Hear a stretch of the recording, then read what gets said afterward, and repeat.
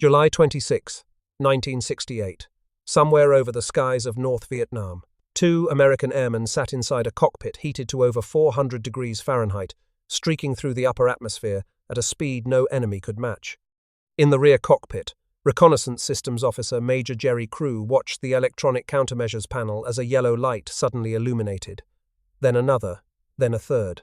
The North Vietnamese had fired surface-to-air missiles directly at their aircraft. Crew and his pilot, Major Tony Bevacqua, had been briefed that an SA-2 missile could fly for approximately 58 seconds before its fuel exhausted. Those next 58 seconds felt like an eternity. The two men held their breath, watching the seconds tick away, waiting to see if this would be their last moment on Earth. The time elapsed. They were still flying. Post-mission analysis would later confirm that two missiles had been launched at them that day. Both had missed. It was the first documented missile engagement against the aircraft they were flying, a machine called the SR-71 Blackbird. It would not be the last. Over the next 2 decades, enemy forces would fire approximately 4,000 missiles at this aircraft. Not a single one would ever find its mark. This is the story of the airplane that could not be caught, the machine that made the impossible look routine, and the men who flew faster than bullets while the most advanced weapons on Earth tried and failed to bring them down. The SR-71 Blackbird was a strategic reconnaissance aircraft built by Lockheed at their secretive Skunk Works facility in Burbank, California. It measured 107 feet and 5 inches in length with a wingspan of 55 feet and 7 inches. The aircraft stood 18 feet and 6 inches tall. At maximum takeoff weight, the Blackbird tipped the scales at approximately 170,000 pounds, including up to 80,000 pounds of fuel, carried in 6 internal tank groups, totaling over 12,000 gallons. The aircraft could cruise at speeds exceeding Mach 3.2, more than 3 times the speed of sound, which translated to over 2,000 miles per hour. It operated at altitudes above 80,000 feet, nearly 16 miles above the Earth's surface. At that height, pilots could see the curvature of the Earth against the blackness of near space. The sky above them appeared dark even in daylight, the blue atmosphere giving way to the void beyond. The aircraft was powered by 2 Pratt & Whitney J58 engines, each producing 25,000 pounds of dry thrust and up to 34,000 pounds in full afterburner. These were not ordinary jet engines. They were the first power plants ever qualified for sustained operation above Mach 3 and 80,000 feet. At high speed, the engines transformed into something closer to ramjets, with the inlet contributing over 54% of the total thrust, while the engine core provided less than 18%. The ejector nozzle contributed another 28%. A movable conical spike at the front of each engine, nacelle managed supersonic shockwaves entering the inlet. Failure of this system caused a violent unstart, a sudden asymmetric yaw that was the most feared event in SR-71 operations. Pilots described the sensation as being slammed sideways with tremendous force. The aircraft burned a special fuel called JP7, a high flashpoint mixture developed specifically for this program. JP7 would not ignite under normal conditions, requiring a chemical ignition system called triethylborane to start the engines and light the afterburners. The fuel also served as a structural coolant, circulating through the airframe before being burned to carry away heat. Cesium-based additives reduced the radar visibility of exhaust plumes. The aircraft's panels were designed with deliberate gaps that only closed when thermal expansion occurred at high speed. This engineering decision meant the Blackbird famously leaked fuel while sitting on the ground, a sight that startled many observers seeing the aircraft for the first time. More than 85% of the airframe was constructed from titanium alloy, specifically beta B120 titanium, that could withstand extreme temperatures. This metal shielded an internal aluminum structure from the heat generated by sustained supersonic flight. At Mach 3, the aircraft's average skin temperature ranged from 462 to 622 degrees Fahrenheit, with engine cowlings reaching 1,200 degrees and nose sections exceeding 800 degrees. The fuselage expanded by several inches during flight due to thermal expansion.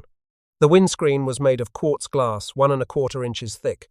The exterior surface reached over 600 degrees, while the interior stayed at 250 degrees.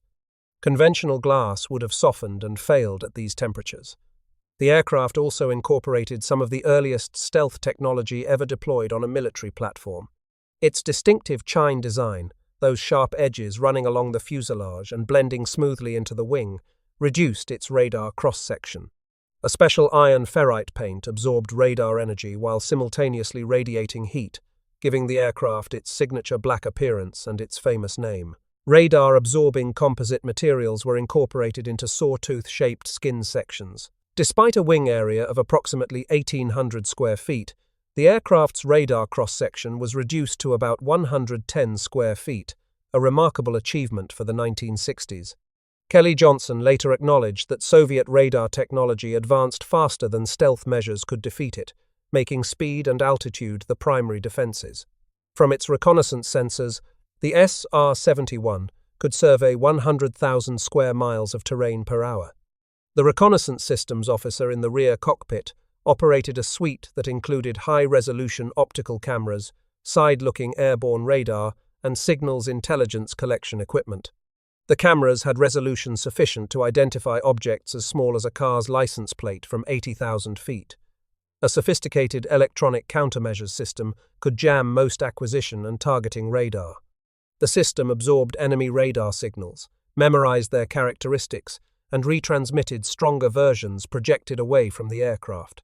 Crews called these false returns ghost blips. Radar warning receivers provided graduated threat warnings through a panel of lights. The R light indicated radar search, meaning enemy radar was scanning for the aircraft. The M light indicated missile tracking, meaning a surface-to-air missile site had achieved lock.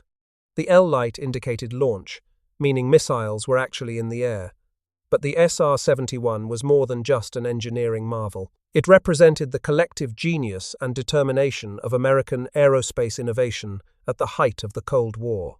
The aircraft emerged from a moment of national crisis, born from the wreckage of a disaster that had humiliated the United States before the entire world.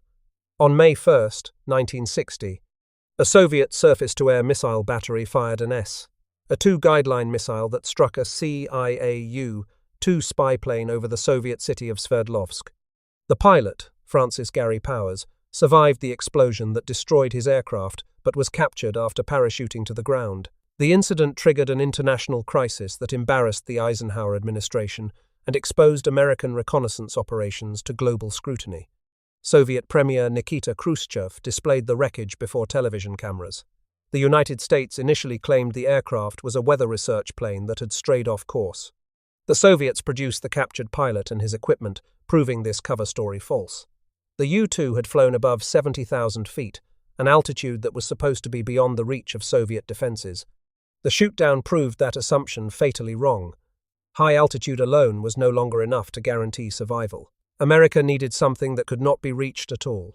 The man who would make this impossible dream a reality was Clarence Kelly Johnson, the legendary head of Lockheed's Skunk Works division. Born on February 27, 1910, in Ishpeming, Michigan, Johnson joined Lockheed in 1933 and quickly established himself as a brilliant designer with an intuitive understanding of aerodynamics. He had begun preliminary work on a U-2 successor in late 1957, already anticipating the day when Soviet technology would catch up to high-altitude flight. His team examined dozens of design concepts, evaluating speed, altitude, range, and radar signature. Each iteration pushed further into unknown territory. In September 1959, the CIA contracted Lockheed under the codename Oxcart to build a dozen aircraft that could fly at Mach 3 above 80,000 feet. The approved budget was $96 million, equivalent to approximately $778 million today. Johnson's 11th design iteration was selected for production, a radical configuration with a long, slender fuselage and engines mounted at the mid-wing position. The design required breakthrough innovations in virtually every aspect of aerospace engineering. New titanium fabrication techniques had to be invented because the metal had never been used at this scale. New welding methods had to be developed because titanium contaminated easily. New fuel chemistry had to be created because conventional jet fuel could not withstand the temperatures involved. New engine designs had to be tested because no existing power plant could operate under these conditions. New radar-absorbing materials had to be formulated because stealth was part of the design requirement. New pilot life support systems had to be built because humans had never flown at these speeds for extended periods. In one of the Cold War's great ironies, the titanium needed for construction was sourced largely from the Soviet Union itself. The United States did not have sufficient domestic supplies of the high-quality titanium required. The CIA established dummy companies and false fronts to covertly purchase Soviet titanium on the international market. The metal was shipped through third-party countries to disguise its ultimate destination. Ben Rich, who would later lead the Skunk Works, recounted this arrangement in his memoir. The Soviets never realized they were contributing to the creation of the very aircraft that would spy on their homeland for decades. The first aircraft in this family, designated the A-12, flew on April 26, 1962, at the secret test facility at Groom Lake, Nevada, an installation better known today as Area 51. What was publicly described as a high-speed taxi test was actually a deliberate, covert first flight. Test pilot Lou Schalk had received specific instructions from Kelly Johnson to take the aircraft airborne. Schalk flew at roughly 20 feet altitude for about 2 miles before landing on the dry lake bed. The flight went poorly. Improperly connected navigational controls caused severe oscillation. Johnson later described it as horrible to watch. The official first flight followed on April 30th, when Schalk flew for 59 minutes to 30,000 feet at a top speed of 340 knots. The CIA built 15 A-12 aircraft for reconnaissance operations. The Air Force simultaneously ordered its own variant, a longer 2-seat version carrying a broader sensor suite. This became the SR-71. The SR was originally intended to stand for Reconnaissance Strike, but President Johnson accidentally reversed the letters when announcing the program, and the designation stuck. The first SR-71 flew on December 22, 1964, piloted by Lockheed test pilot Robert Gilliland at Palmdale, California. President Lyndon Johnson had publicly announced the aircraft's existence on July 24, 1964, partly to demonstrate American technological superiority, and partly to explain why the Air Force budget included funds for an aircraft that officially did not exist. The SR-71 entered operational service with the United States Air Force in January 1966 at Beale Air Force Base in California. The 9th Strategic Reconnaissance Wing would operate the aircraft for the next quarter-century. Kelly Johnson designed or contributed to at least 40 significant aircraft during his career, including the P-38 Lightning, the F-104 Starfighter, the U-2, and the C-130 Hercules. The SR-71 was his masterpiece, the culmination of everything he had learned over decades of pushing the boundaries of flight. It was also the last major military aircraft designed using slide rules. The engineers at Skunk Works made thousands of calculations by hand, drawing designs on paper, testing models in wind tunnels, and refining every detail through intuition and experience. When engineers later ran the design through modern computers, the machines suggested no improvements. The slide rule calculations had been essentially perfect. By the mid-1960s, the global situation demanded exactly what the SR-71 could provide. The United States was deeply engaged in the Vietnam War, facing an enemy protected by the most advanced Soviet air defense systems outside the USSR itself. North Vietnam bristled with SA-2 missile batteries manned by Soviet advisors who were eager to repeat the success of the power's shootdown. By 1967, Hanoi was protected by one of the densest air defense networks in history. Hundreds of missile sites surrounded the capital. Radar stations tracked every aircraft that approached. Soviet technicians trained their Vietnamese counterparts in the latest tactics. American reconnaissance aircraft faced a deadly gauntlet every time they flew over enemy territory. The previous reconnaissance platforms, including RF-4 Phantoms and RB-66 destroyers, took casualties. Some did not return. The North Vietnamese had shot down numerous reconnaissance platforms by the time the SR-71 arrived in theater. They had developed confidence in their ability to reach any American aircraft that dared to photograph their territory. That confidence was about to be tested against an aircraft unlike anything they had ever encountered. The first operational SR-71 mission was flown on March 21, 1968, when Major Jerome O'Malley and Major Edward Payne departed Kadena Air Base in Okinawa and flew over North Vietnam. The reconnaissance missions were codenamed Giant Scale, while the overall SR-71 program operated under the designation Senior Crown. The aircraft crossed into hostile airspace at over 80,000 feet and Mach 3, photographing targets that had been inaccessible to slower platforms. The crew completed their mission and returned safely. By 1968, the Blackbirds were averaging one sortie per week over Vietnam. By 1970, that increased to 2 per week. By 1972, during the intense fighting of the Easter Offensive and Operation Linebacker, they were flying nearly 1 mission per day. The North Vietnamese responded with everything they had. On July 26, 1968, the first missiles were fired at an SR-71 in combat. Reconnaissance Systems Officer Major Jerry Crew and pilot Major Tony Bavacqua were flying over Hanoi and Haiphong when the electronic countermeasures panel lit up with warning lights. The R light appeared first, indicating that enemy radar was searching for them. Crew expected this, as every mission was tracked by enemy radar. What they did not expect was the illumination of the M light, indicating missile tracking. Then the L light appeared, meaning missiles had actually been launched. The crew knew from their briefings that an SA-2 missile could fly for approximately 58 seconds before exhausting its fuel. They watched the clock and waited in the superheated cockpit. The seconds passed with agonizing slowness. Nothing happened. They were still flying. Post-mission film confirmed that 2 SA-2 missiles had been fired directly at them. Intelligence analysts studied the launch signatures and verified the engagement. Both missiles had missed by comfortable margins. The SR-71 had proven itself in combat. This scene would repeat itself hundreds of times over the following years. During Vietnam operations alone, approximately 800 surface-to-air missiles were fired at SR-71 aircraft. Pilots reported missiles passing as close as 150 yards from their aircraft. They could sometimes see the missiles climbing toward them, bright points of light trailing smoke. The standard procedure was to continue the mission, trusting the aircraft's speed and altitude to carry them clear. 2 SR-71s were lost during Vietnam-era operations, one in 1970 and another in 1972. Both losses were caused by mechanical failures. Neither was caused by enemy fire. The North Vietnamese threw everything they had at the Blackbird and scored no victories. The North Vietnamese were firing the same SA-2 missiles that had brought down Gary Powers in 1960. On paper, these weapons should have been capable of reaching the Blackbird. The SA-2 had a maximum speed of approximately Mach 3.5 and could reach altitudes of 60,000 to 80,000 feet, depending on the variant. But the physics of interception made successful engagement nearly impossible against an SR-71.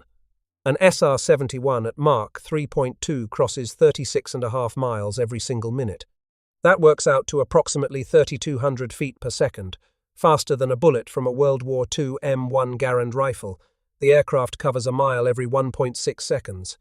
When a surface-to-air missile battery first detected the Blackbird on radar, operators had to complete a sequence of actions before they could engage. They had to acquire a solid track on the target. They had to compute a firing solution that accounted for the target's incredible speed, its altitude, and its predicted flight path. They had to prepare the missile for launch. They had to actually fire. This entire sequence consumed precious seconds, sometimes half a minute or more. The SR-71's electronic countermeasures suite simultaneously complicated their task. It jammed targeting radar with powerful signals. It projected false returns onto enemy screens, creating ghost blips that appeared miles away from the actual aircraft. By the time a missile could be launched, the Blackbird had often already transited through the engagement zone entirely. The target was no longer where the radar said it should be. Even when missiles were successfully launched, the energy problem made interception nearly impossible. An SA-2 missile had to climb from ground level to over 80,000 feet, while simultaneously accelerating to catch a target already moving at Mach 3. Nearly all of the missile's rocket motor energy was consumed in gaining altitude. The SA-2 was designed to intercept aircraft flying at 40,000 to 60,000 feet at subsonic or low supersonic speeds. Against such targets, the missile had plenty of energy remaining after its climb to maneuver for an intercept. Against an SR-71 at 80,000 feet and Mach 3, the situation was entirely different. By the time the missile arrived at the Blackbird's flight level, it was typically out of propellant. It followed a ballistic arc with diminishing speed, no longer able to change course or accelerate. The SR-71, meanwhile, was sustaining Mach 3.2 with continuous engine thrust. If the pilot detected a launch and simply pushed the throttles forward, adding even a fraction of additional speed, the missile could not compensate. The aircraft would pull away from the weapon that was supposed to destroy it. Tail chase intercepts were physically impossible against the SR-71. No missile of that era could sustain the speed necessary to close from behind. The mathematics were simple. A missile traveling at Mach 3.5 chasing an aircraft at Mach 3.2 has a closing speed of only Mach 0.3. At that rate, if the missile is 10 miles behind, it would need minutes to catch up. No missile carried enough fuel for such a chase. Head-on intercepts created the opposite problem. With the missile and aircraft approaching each other, closure rates exceeded Mach 5 combined. The missile's guidance system had fractions of a second to compute a terminal maneuver and execute it. This was far beyond the capability of 1960s and even 1970s technology. The standard evasion procedure for SR-71 crews, upon detecting a missile launch, was elegantly simple. Accelerate and climb, push the throttles forward, gain altitude, and let physics do the rest. Colonel B.C. Thomas, an SR-71 veteran, later wrote that no surface-to-air missile could outturn an SR-71, a fact demonstrated many times during the Vietnam War. The combination of speed, altitude, reduced radar cross-section, and active electronic countermeasures created a layered defense that no single countermeasure of the era could overcome. The Soviet Union watched these events with growing frustration. Their prized air defense systems, the same weapons that had humiliated the United States in 1960 with the Powers shootdown, were proving completely ineffective against this new American aircraft. Moscow poured enormous resources into developing countermeasures. The result was one of the most expensive and frustrating defensive programs of the entire Cold War. The Soviets developed the SA-5 Gammon, a larger, longer-range system capable of reaching altitudes above 100,000 feet, with speeds exceeding Mach 4. The SA-5 used a massive two-stage missile with substantially more fuel than the SA-2. On paper, it posed a greater theoretical threat to the Blackbird. In practice, its guidance system still struggled against the combination of the SR-71's speed, low radar cross-section, and active electronic countermeasures. The SA-5 was deployed around high-value Soviet installations and offered to client states including Syria and Libya. It never successfully engaged an SR-71. The Soviets also developed an entirely new fighter aircraft specifically to counter high-speed American reconnaissance platforms. This was the MiG-25 Foxbat, which entered service in 1970. The Foxbat was a massive interceptor designed for one purpose: to climb rapidly and attack targets at high altitude and high speed. Powered by two Tumansky R-15 engines producing enormous thrust, the MiG-25 was capable of reaching Mach 2.83 in sustained flight, with an emergency dash capability to Mach 3.2 that would damage its engines. It carried 4 R-40 missiles and could climb to approximately 68,000 feet with a full weapons load. The MiG-25 represented the Soviet Union's best hope of finally catching the Blackbird. On September 6, 1976, Soviet pilot Lieutenant Viktor Belenko stole his MiG-25 and flew it to Japan, defecting to the West. His testimony provided devastating confirmation of the Foxbat's limitations against the SR-71. Belenko revealed that American Blackbirds taunted and toyed with the MiG-25 sent to intercept them. The American aircraft would climb to altitudes the Soviet planes could not reach, circling leisurely above them. When the MiG-25s tried to close, the Blackbirds would dash off at speeds the Russians could not match. Belenko explained the fundamental problems. The Foxbat could not climb fast enough to close with an SR-71 flying at sustained Mach 3. By the time the MiG reached high altitude, it was low on fuel and low on energy. Its R-40 air-to-air missiles lacked the thrust to bridge the remaining gap to the American aircraft. Soviet pilots practiced coordinated tactics, positioning one MiG-25 ahead of the SR-71's projected flight path, while another approached from below. These complex intercept geometries consistently failed in practice. Colonel Darrell Cobb, an SR-71 pilot, recalled one mission over the Baltic region where a MiG-25 actually fired a missile at his Blackbird. Cobb watched his defensive systems activate instantly. The electronic countermeasures engaged. The missile failed to connect. Cobb continued his mission and returned safely to base. It was just another day flying the Blackbird. The SR-71 never overflew Soviet territory proper. After the Powers incident in 1960, political constraints prevented deep penetrations into USSR airspace. The diplomatic consequences of losing another reconnaissance aircraft over Soviet territory were considered too severe. Instead, Blackbirds operated along Soviet borders, probing defensive networks and gathering intelligence from international airspace. Their cameras and sensors could photograph targets deep inside Soviet territory, even while flying outside national boundaries. Beginning in 1976, SR-71s flew from RAF Mildenhall in England along the Baltic and Barents Sea coastlines. These missions were codenamed Baltic Express. Between 1977 and 1988, the Blackbird flew 322 recorded Baltic Express sorties. Each flight provoked intense Soviet responses. MiG-25s, from bases including Fino-Eberswalde in East Germany, were regularly scrambled to intercept. Swedish military observers tracked both aircraft types with interest, monitoring the Cold War confrontations playing out in international airspace. The Swedes noted that MiG-25s would typically close to 62,000 feet altitude, approximately 3 kilometers behind the SR-71, flying at 72,000 feet, before disengaging. The Swedish analysts interpreted these approaches as simulated shootdowns, practice runs for attacks that the Soviets knew they could never successfully execute against an actual Blackbird. The Soviets eventually developed a fighter that genuinely threatened the SR-71. The MiG-31 Foxhound entered service in the early 1980s, representing a quantum leap in Soviet interceptor capability. Unlike the MiG-25, which was essentially a brute force solution of big engines and high speed, the MiG-31 incorporated sophisticated avionics and weapons systems. Armed with the R-33 missile, comparable to the American AIM-54 Phoenix, with speeds exceeding Mach 4.5 and a range of over 100 kilometers, and equipped with sophisticated look-down, shoot-down radar, the MiG-31 was the first Soviet fighter that credibly endangered the Blackbird.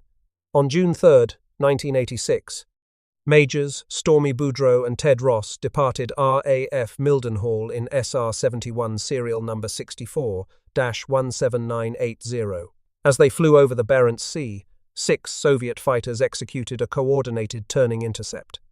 Russian sources later identified these aircraft as MiG-31s, though Western accounts confirm only that 6 Soviet interceptors surrounded the Blackbird in a potential all-aspect missile engagement, approaching from multiple directions simultaneously. Had the spy plane violated Soviet airspace, a live missile launch would likely have been carried out. Later that same sortie, as Boudreau and Ross made a high-altitude dash into the Baltic corridor, a lone MiG-25 from Fino-Eberswalde intercepted them.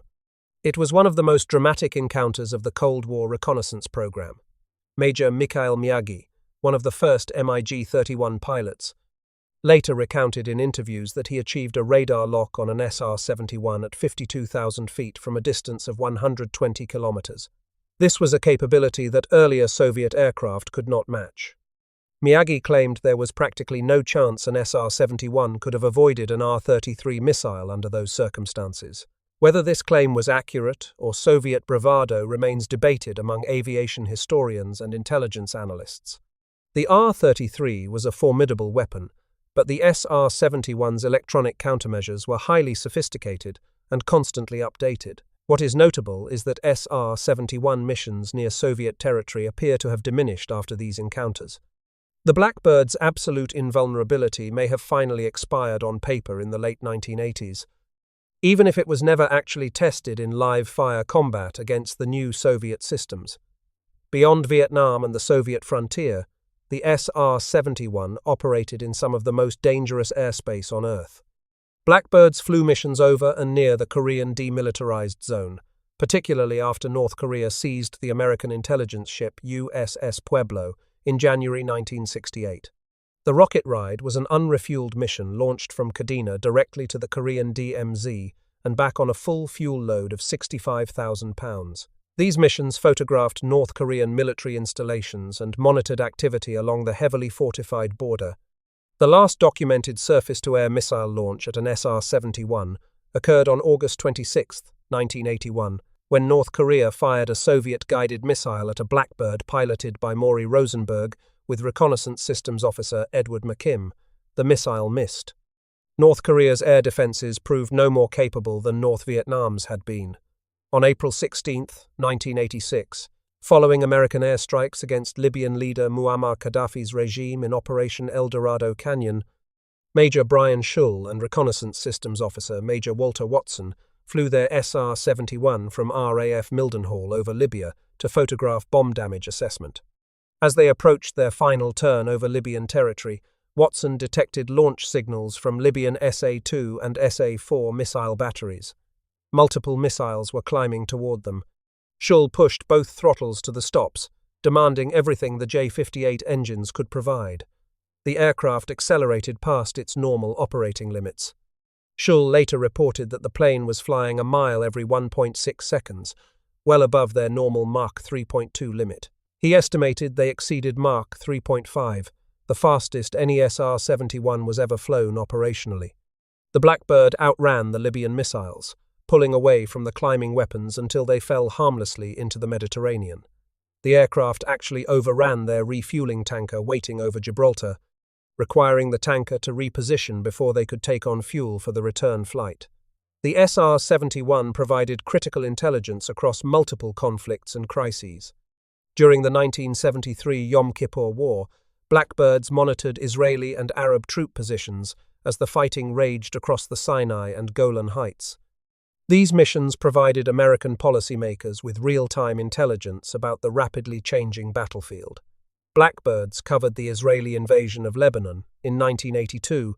They provided pre-strike and post-strike imagery for the 1986 Libya raid. In 1987, the aircraft flew 4 11-hour missions from Kadena to the Persian Gulf, revealing Iranian Silkworm missile batteries threatening commercial shipping during the Iran-Iraq tanker war. Missions were also flown over Cuba throughout the Cold War, monitoring Soviet military installations. Nicaragua, South Africa, and the Falkland Islands were also photographed during various international crises. Only 86 pilots and 86 reconnaissance systems officers ever flew operational SR-71 missions. This was an exclusive fraternity, comparable in size to the astronaut corps. Selection was extraordinarily rigorous, designed to identify not just skilled aviators but individuals who could perform consistently under conditions no other aircraft imposed. A selection board at Beale Air Force Base convened every 6 months to review applications from experienced pilots with at least 2,000 flight hours and navigators with at least 1,500 hours. Applicants came from across the Air Force, attracted by the opportunity to fly the most advanced aircraft in the world. Candidates underwent a 5-day evaluation that included a modified astronaut physical.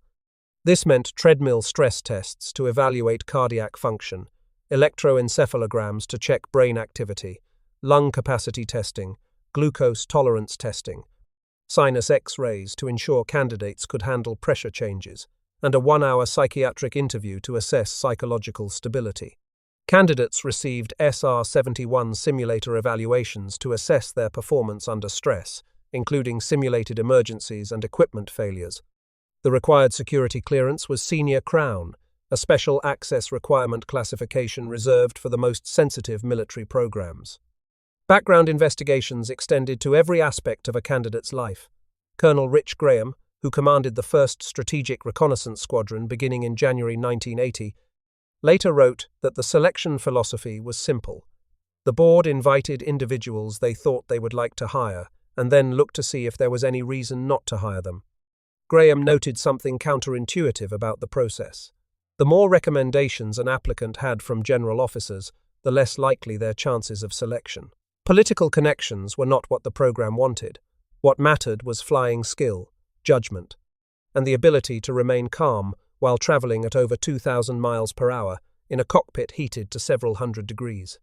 Crews were stationed primarily at Beale Air Force Base in California, with forward deployments to Kadena Air Base in Okinawa, designated Detachment 1, RAF Mildenhall in England, designated Detachment 4, and temporary locations including Eielson Air Force Base in Alaska and Bodo in Norway. Crews maintained proficiency between missions by flying T-38 Talon trainers. The experience of flying at Mach 3 was unlike anything else in aviation.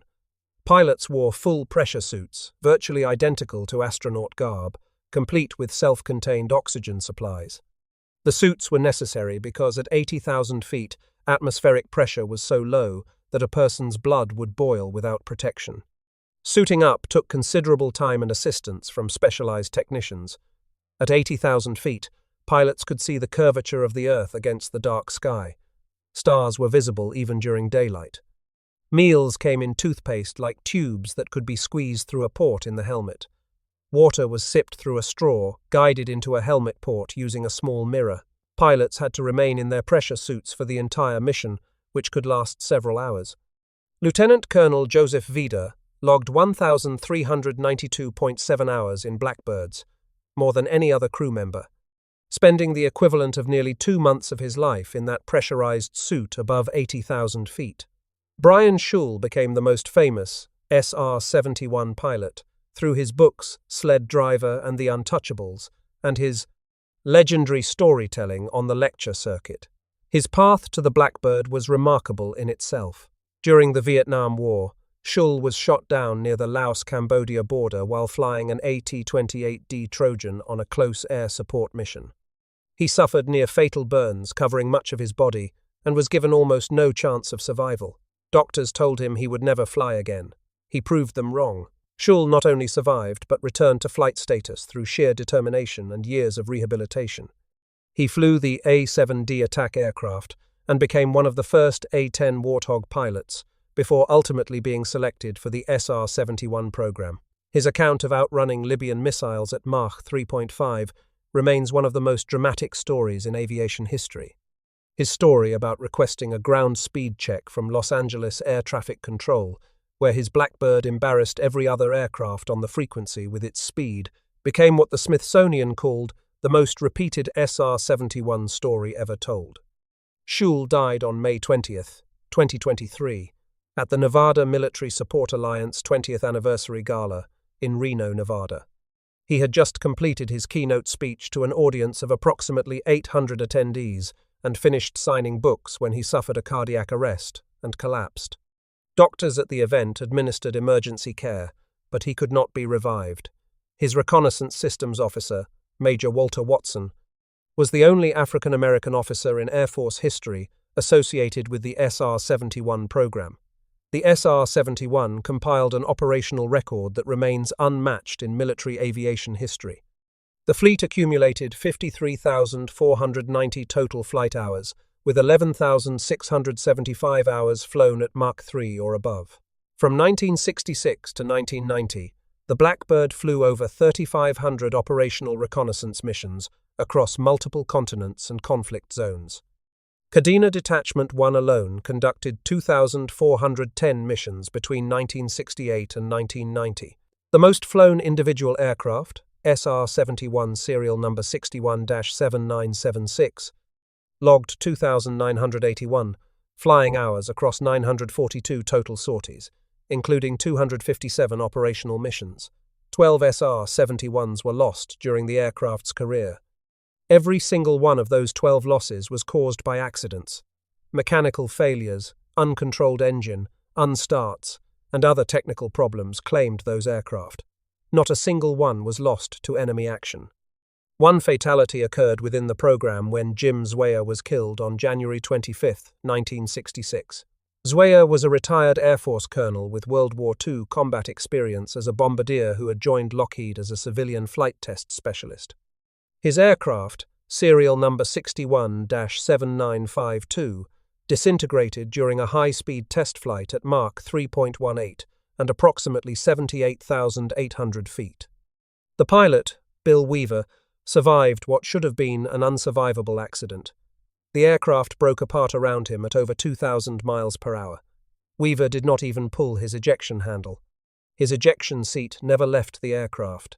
The forces involved tore him from the cockpit and threw him into the sky. Somehow his pressure suit protected him. Somehow his parachute opened. He landed with injuries but alive, having experienced aerodynamic forces that should have killed him instantly. The Air Force officially terminated the SR-71 program on November 22, 1989, citing budget pressures and the argument that satellites could perform the same reconnaissance mission. The last operational mission was flown in October 1989, though aircraft continued flying into early 1990 due to uncertainty over final funding termination. The last SR-71 departed Kadena Air Base on January 21, 1990. The final senior Crown flight occurred on March 6, 1990. Lieutenant Colonel Ed Yilding and Lieutenant Colonel Joseph Vida flew that final mission, setting 4 speed records while delivering their aircraft to the Smithsonian Institution in Washington. They flew from Los Angeles to Washington in 64 minutes and 20 seconds, crossing the continent in approximately the time it takes most people to commute to work. Congress reactivated the program in 1995, believing the satellite argument was flawed and that the Blackbird still offered unique capabilities. However, bureaucratic infighting between Congress and the Air Force created uncertainty. The Clinton administration attempted a line-item veto of the program's funding, which the Supreme Court struck down in June 1998. By then, the damage was done. The Secretary of Defense approved permanent retirement in March 1998, and the Air Force officially announced the final termination the following month. NASA flew the last 2 airworthy Blackbirds for research purposes until October 9, 1999, which marked the final flight of any SR-71. The speed and altitude records set by the SR-71 still stand today, more than 50 years after they were established. On July 28, 1976, Captain Eldon Joers and Reconnaissance Systems Officer Major George T. Morgan, Jr. set the absolute speed record for air-breathing manned aircraft at 2,193 miles per hour in SR-71 serial number 61-7958. No aircraft has exceeded that speed in the 5 decades since. On the same date, Captain Robert Helt and Major Larry Elliott set the altitude record for sustained horizontal flight at 85,069 feet. On September 1, 1974, Major James Sullivan and Major Noel Widderfield flew from New York to London in 1 hour, 54 minutes, and 56 seconds. The March 6, 1990 flight set the Los Angeles to Washington record at 64 minutes and 20 seconds, along with the coast-to-coast record at 67 minutes and 54 seconds. Today, SR-71 Blackbirds are displayed at aviation museums across the United States. The most famous example, serial number 61-7972, the aircraft that set records on its delivery flight, hangs in the National Air and Space Museum in Washington. Others can be seen at the Museum of Flight in Seattle, the National Museum of the United States Air Force in Dayton, the Pima Air and Space Museum in Arizona, the Evergreen Aviation and Space Museum in Oregon, and several other locations. Visitors can walk beneath wings that once carried pilots faster than any human had ever traveled in an aircraft. They can see cockpits where men watched missiles rise from enemy territory and simply outran them. The SR-71 Blackbird represents something profound in the history of human achievement. Here was an aircraft that operated for 25 years in the most hostile airspace on Earth, photographing enemies who desperately wanted to destroy it, and emerged completely unscathed from every combat engagement. Approximately 4,000 missiles were launched against it, according to Air Force data and pilot accounts. The Soviet Union spent billions of rubles developing weapons specifically to counter this single aircraft type. For more than 2 decades, nothing worked. The men who flew the Blackbird were skilled professionals who trained exhaustively for a uniquely demanding mission. They wore suits designed for astronauts. They flew at speeds and altitudes that pushed human physiology to its limits. They watched enemy missiles climb toward them and trusted their aircraft to carry them safely home. That trust was never misplaced in combat. Every pilot who took an SR-71 into hostile airspace returned. Kelly Johnson and his Skunk Works engineers were told that sustained Mach 3 flight was impossible. They built it anyway. Enemy air defense commanders were told they could shoot down any aircraft that violated their airspace. They tried thousands of times and failed every single time. For 25 years, the Blackbird flew missions that no other aircraft could survive, gathering intelligence that shaped American foreign policy and military strategy throughout the Cold War. The pilots who flew those missions are mostly gone now, their ranks thinning with each passing year. But the aircraft they flew remain, preserved in museums as testaments to what they accomplished. The SR-71 Blackbird was more than an aircraft. It was a statement of capability, a demonstration that American aerospace engineering could produce machines that simply could not be matched by any adversary. Nothing that flew before it matched that achievement. Nothing that has flown since has equaled it.